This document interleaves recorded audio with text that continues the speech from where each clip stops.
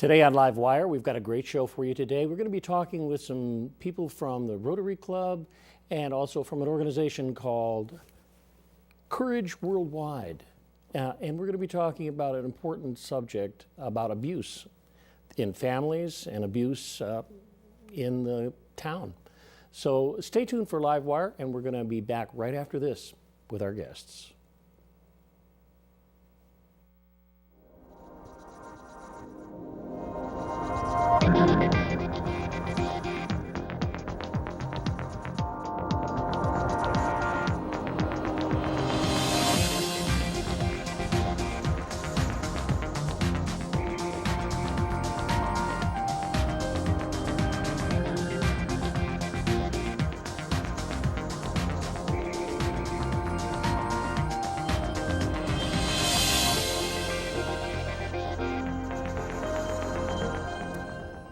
Hi, I'm Ray Tatter. This is LiveWire, and we have as a guest here Maia Schneider, who is from the Point West Rotary Club. And people might think of Rotary one way.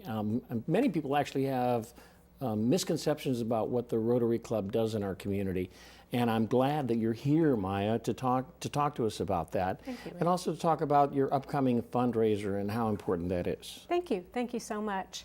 I think a lot of times people think of Rotary as maybe a bunch of old guys, maybe your grandfather was in a Rotary Club, sitting around in leather tufted chairs.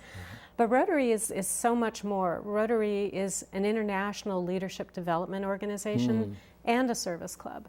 And the focus really of Rotary International is peace through understanding. So globally, through chapters in so many countries, we reach out and do good works in our communities. Locally in Sacramento, there are some 42 or 44 clubs that make up the Sacramento district of Rotary.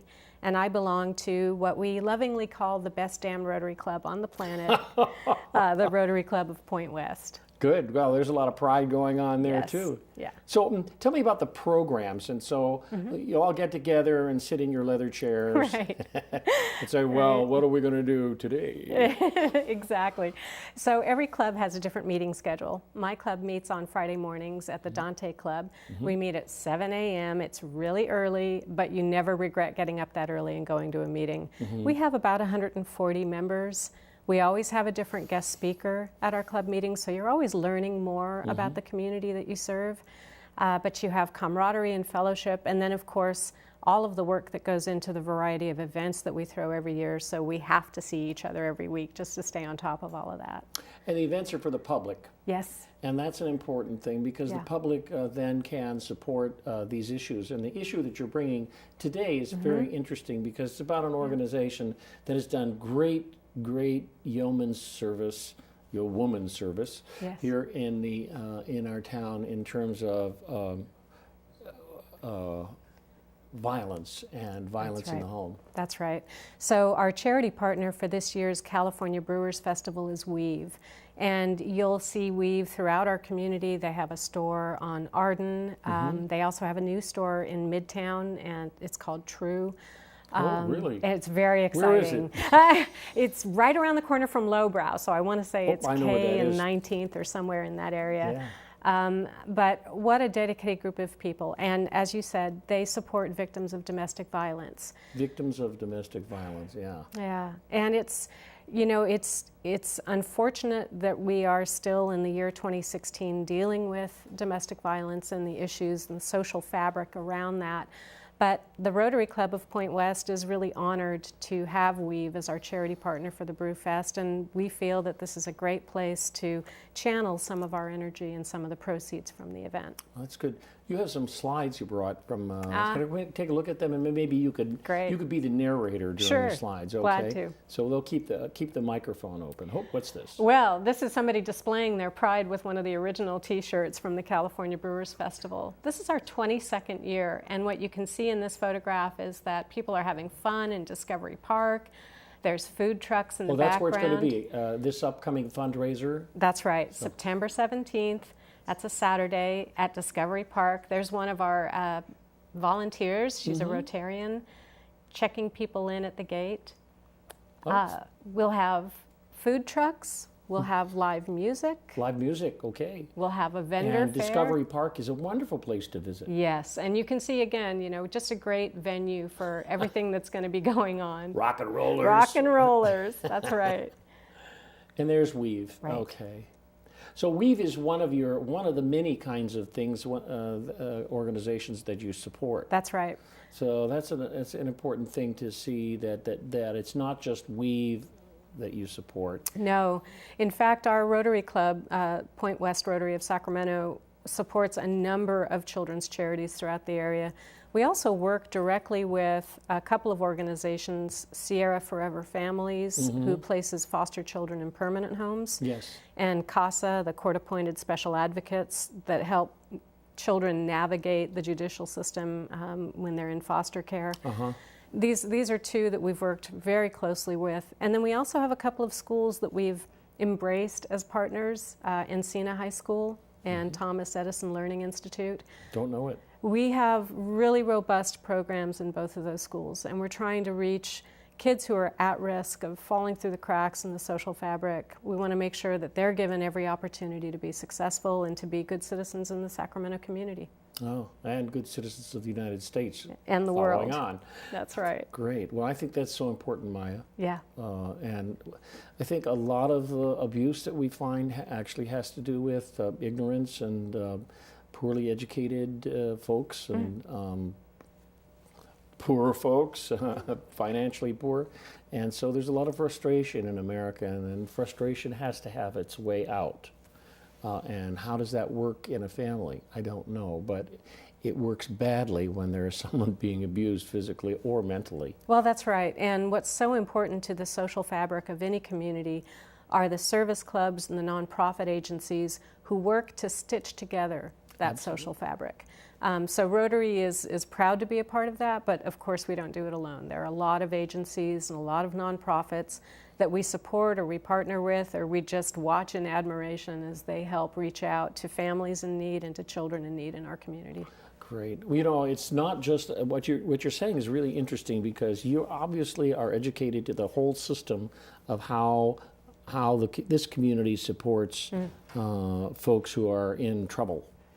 Sacramento is rich in organizations and nonprofits that want to help. I think that if you are interested in any way, shape, or form in reaching out in Sacramento, there are so many different channels to do that with.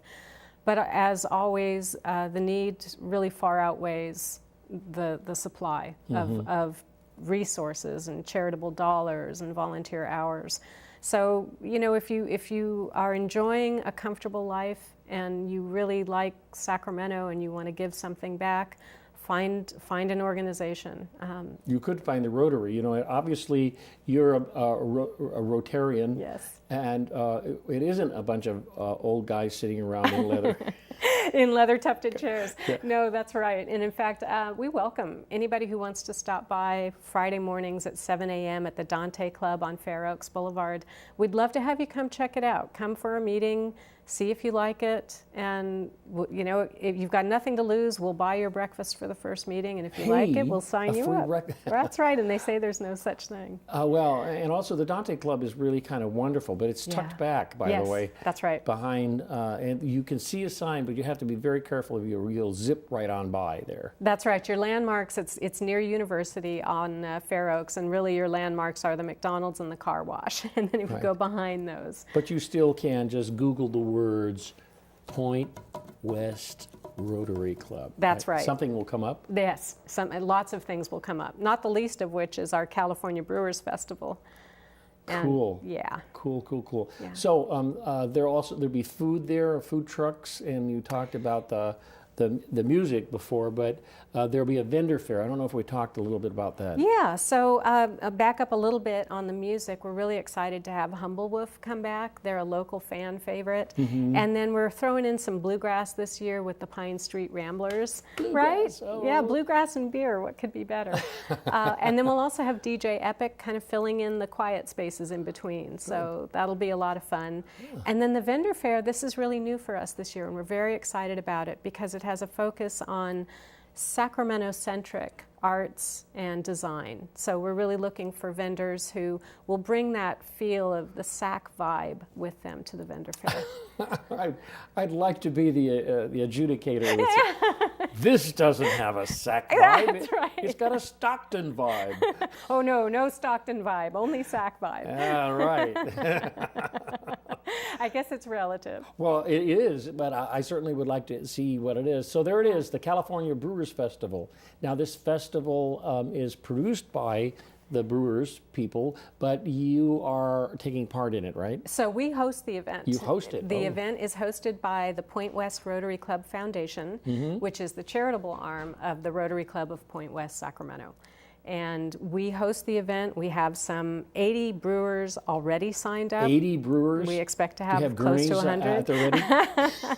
We actually have one of the longest pouring festivals. We pour for, from 1 o'clock till 5 for the general admission tickets. So there's plenty of time to sample over 150 beers and ciders.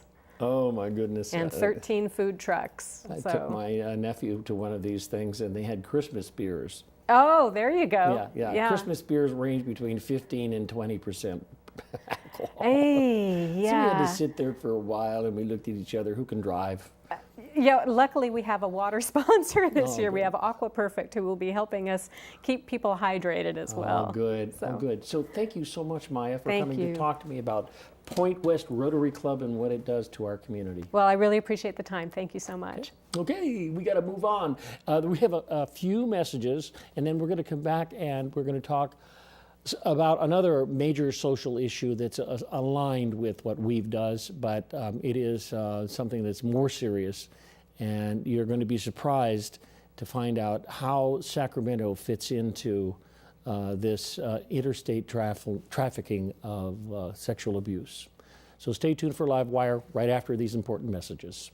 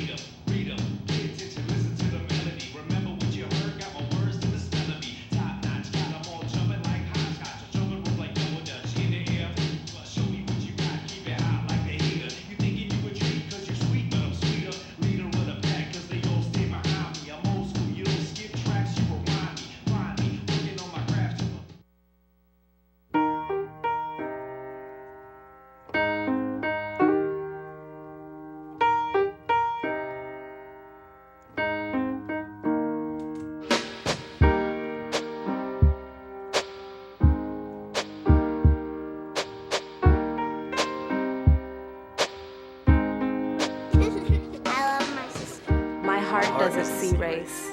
Love is love.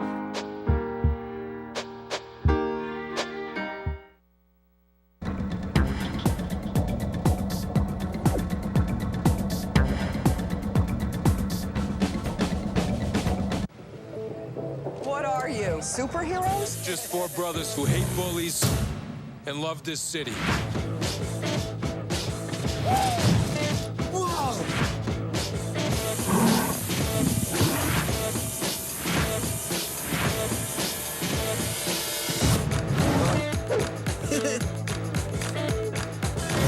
Gear up, guys.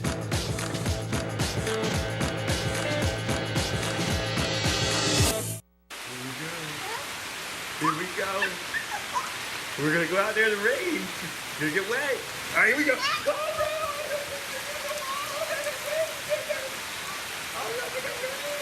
Okay, quick.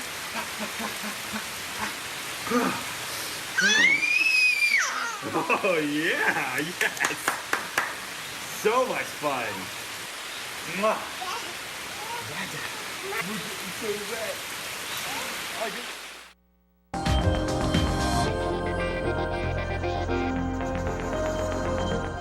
We're back with LiveWire, and with me in the studio is Jenny Williamson, who is a representative of an organization called Courage Worldwide. It is an organization that deals with a major issue that Sacramento faces and many communities face in California and throughout the world. That's why they're called worldwide. It's sex trafficking. Thank you for coming. Thank you for having me. So, I did a play a few years ago where I had to research about sex trafficking in California, and I was shocked to find that Sacramento is high on the list of cities that actually have major sex trafficking going on. Absolutely. I think it's shocking to all of us. It was to me when you hear about an issue like sex trafficking of children or any human being, we think it must happen in faraway places or third world countries. Right. And that's heartbreaking enough. But when we find out it happens in our own backyard, we really start to wrestle out some questions or the whys of it, or how could it happen here? And so that's what happened to me. And as a mom, I just couldn't remain silent, knowing that children as young as 7, 8, 10 years of age are being sold for sex right here in our backyard. Right here in our backyard. I hate this. I do too. So, how does your organization deal with the issue? What does it do? I mean, you have law enforcement, which we have, and I want to know how law enforcement is dealing with the issue. But I also want to know about what happens when that cycle of abuse is broken by people who find it abhorrent, and then you have someone who's been traumatized in your hands. What to do? What can you do? Well, when I began researching the issue, I found there was a lack of homes and services for these kids. And I found out that a large percentage of them are already in the foster care system, which is so sad. You already have a child who's been taken from their home, that's been hurt and abused, and now they're going to be further exploited. So it's just an evil that just turns your stomach and makes you want to cry.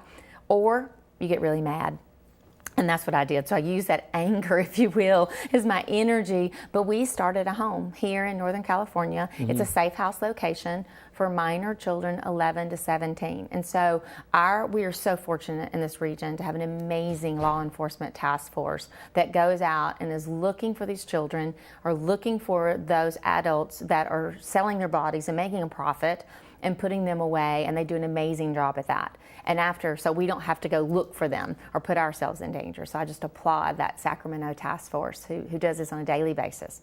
Then we receive a phone call either from a social worker, or it could be a probation officer if the child has drugs on them or something else and is taken to juvenile hall, or a parent who has found out this has happened to their daughter. We get those phone calls since they're minors, and then we bring them out to the ranch where there's 50 beautiful acres of wide open spaces and horses and Labrador retrievers and kitty cats where they can take this time out, if you will, to heal.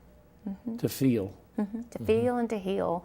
And it is like a perfect hothouse environment for healing and growth. And so they're with us 12 to 18 months. Most of our kids aren't where they should be on school level, academic level. And so while they're doing all this trauma therapy, their brain is literally starting to heal. And when that happens, then they begin to have success in school.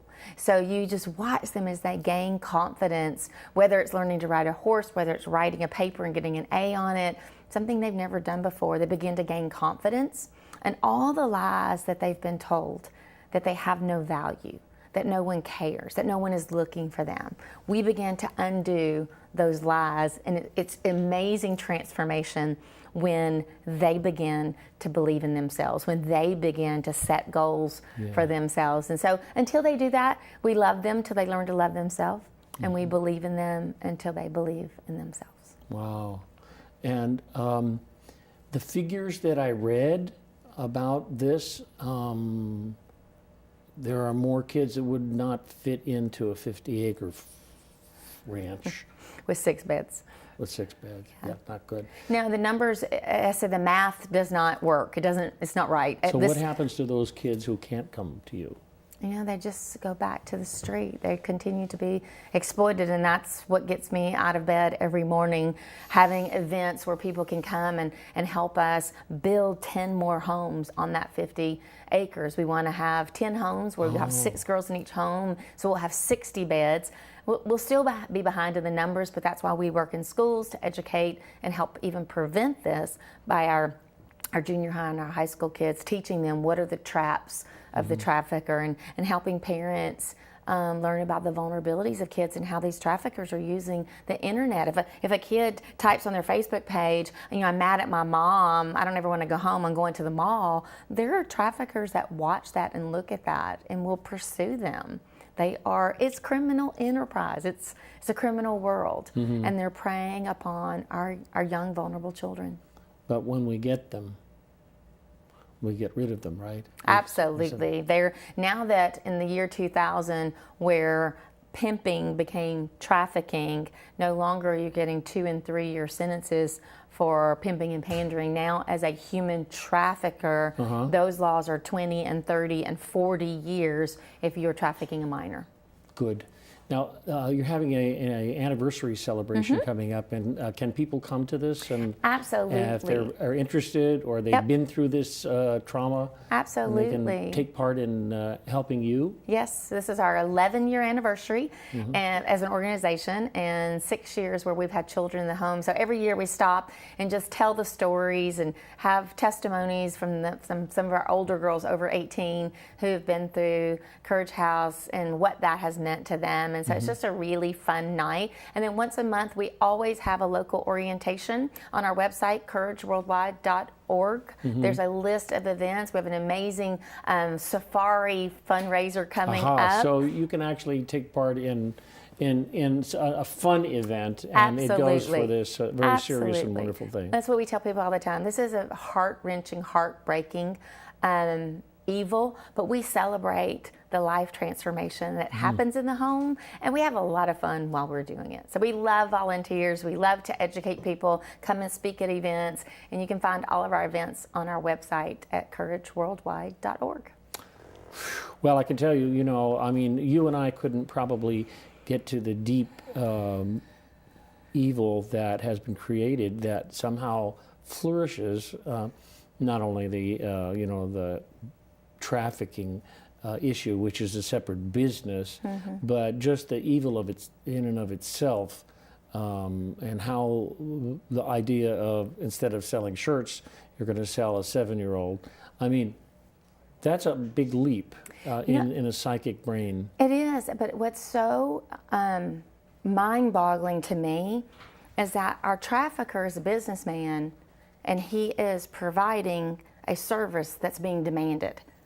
So when you start to think about it that way, the trafficker's not making up the need. Right. There's a demand in our culture, in our society in the United States, that demands children for sex. So this guy, and sometimes it's a female, he's meeting that demand. If we, as a society, weren't demanding children, he'd go back to selling guns and drugs. Or whatever else we need. Right. Bad things, evil But drugs things. can only be sold one time. Right. And a child can be sold over and over and over again. Okay. So it's a very profitable business for him. Good. And I'm so glad to hear that you are saying to me that that these people are being sought after by. Absolutely. Yeah. And I hope that the media catches on to it, but I'd like to know more about those successes as well. Yes, sir. Yeah, They do. They do. They're very aggressive, and they're not going to let this happen in our community. Well, you guys are angel rescuers. You are, really. And we need you in society. So if folks, I don't know if you can put on the screen one more time how to get in contact with the organization, Courage Worldwide. And the problem is worldwide in a strange sense, yes, yeah. There it is, the annual anniversary celebration. Now that's on August 28th, but they have events throughout the year, and so Yes, we do. www.courageworldwide.org, not too hard to forget or remember. And it's in Elk Grove, where they're going to have their event at the Living Water Church. Thank you for having me. Yeah, well, it's great having you to come to talk about this. I mean, these issues are important to talk about all the time, and how you may progress in building those houses for the people that will live in them is important to us. So you should come back, talk again, and we will proceed apace to find out how this all works. Bringing awareness is the first step. Most of us just don't live in a world where children are sold for sex and don't realize it when we're just taking care of our own families. So thank you for the opportunity to help make people aware. Oh, yeah. Let me ask you a couple more questions. Yeah. All right. The participation that people, the people don't usually participate because they hear two people talking about how important this is over the. They usually have a major event that that happens in their life, and they bring it to their minds and they say, "I'm going to do something. I didn't do something. I know about it. I know that my cousin or my sister." Or part of my family have been victimized by abuse, but I haven't done anything. What would you say to someone like that? I'd say come to an orientation and let us educate you on this population of kids and get you plugged in where you can serve and make a difference. I think we all like to be a part of something bigger than ourselves. And so whether someone has a history of abuse or a family member, as you said, or someone like me who I've never had abuse, I was just a mom that could imagine what would I do if this was my child? Yeah. And the answer is I would do everything. I would do anything. Yeah. And so people do end up in two camps. Either it's so far removed from them, but they feel like if they do something, they're preventing it in some way from touching their family. And there's others that this is very real too, because they've had that kind of trauma and pain. And we have places for service of both. That is the one good thing, if there's one good thing about this issue. It's a very unifying issue. I have yet to speak to anyone that says to me, no, I think it's okay if children are sold for sex. So we can easily put away all of our differences. Sometimes it feels like we're more different than we're alike. And we just say to people, if you care about kids and if you think this is wrong, then join us. Come be on our team and come to an event, come help us volunteer. If you want to work at the house, there's a lot of hoops you have to jump through. You have to be fingerprinted and background checked, and we put you through rigorous training before we let you be with the kids. It's a safe house location, but we're an employer. We are looking for good employees. We're looking for great volunteers. And for those whose heart just breaks, we can plug you in an event and put you to work at a run or at a safari, or just come celebrate with us. Those events, sure. Absolutely. Jenny Williamson, thank you so much for coming to talk to me about courage worldwide. Thank you for having me. Take courage. All right. Thank you so much. All right, we'll be back next week at 5 p.m. on Wednesday and meet more people who do good things in our community, and you can do that too. We'll see you next week.